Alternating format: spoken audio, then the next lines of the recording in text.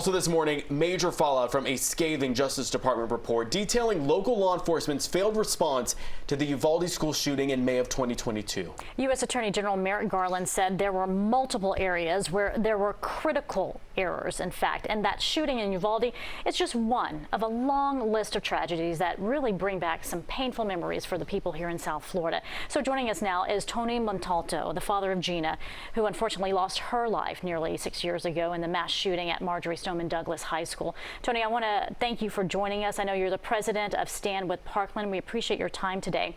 I want to get right into this report because I think it sheds some serious light on the failures there. It was a 600-page report. It said police waited 77 minutes, over an hour, before confronting the gunman. What is your reaction to that? Well, sadly, it has echoes of what happened here at Marjory Stoneman Douglas, where the failed deputy, Scott Peterson, stood in one place for 46 minutes while waiting for something to happen. Fortunately, we had other officers here who went in and tried to address the threat, although there were many issues, including the delayed camera feed, which held up that response. This report shows, again, poor leadership and lack of training, issues that were shown in the Marjory Stoneman Douglas High School Public Safety Commission report that the state of Florida did after the Parkland shooting.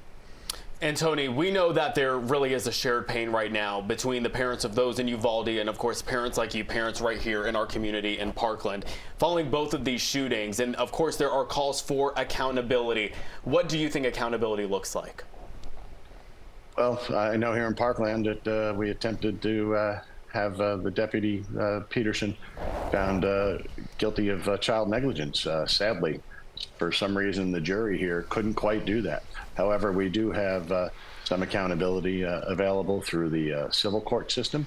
Additionally, we saw Ron DeSantis come in and remove former Sheriff Israel for his lack of leadership in this process. So we have had training here. We've seen Greg Toney building a new training center here in Broward County. We've had the state of Florida pass a multitude of laws. For the past 6 sessions in a row, at least one school safety law has been passed. And again, addressing Stand with Parkland's core principles of the school safety triad: securing the campus, improving mental health screening and support programs, and finally, if you choose to own one, responsible firearms ownership.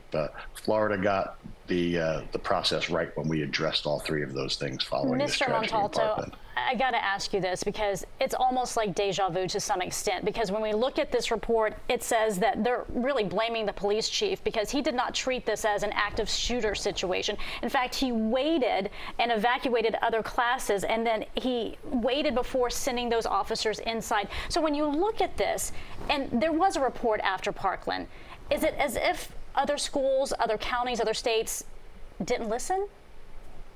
Well, sadly, we've seen that, and we've seen, quite frankly, Texas not react properly to these shootings. Florida did a much better job. We lead the nation in school safety following Parkland. Since the Parkland shooting, Texas has had 2 school shootings. First, the shooting at Santa Fe, and then the shooting at Uvalde. They need to take this seriously. They need to change some state laws over there. And we need, as a nation, and this is why we're happy that the Justice Department investigated this shooting, as a nation, we need to improve our police training. Prevention, of course, is where we want to go so that no children are killed. But should a school shooting happen, we need a proper response where our students and our teachers are protected, because every second counts for the innocent student and teacher in that line. We would love to see a federal guideline. Improve guidance from the Justice Department to police departments throughout the nation would be great. Yeah, there's so much more to come on this. We do appreciate your time today, and I'm sure that we'll be checking in with you throughout as we see more of this story play out. But thank you so much, and again, we're sorry for your loss. Thank you very much. All right, Tony, thank you.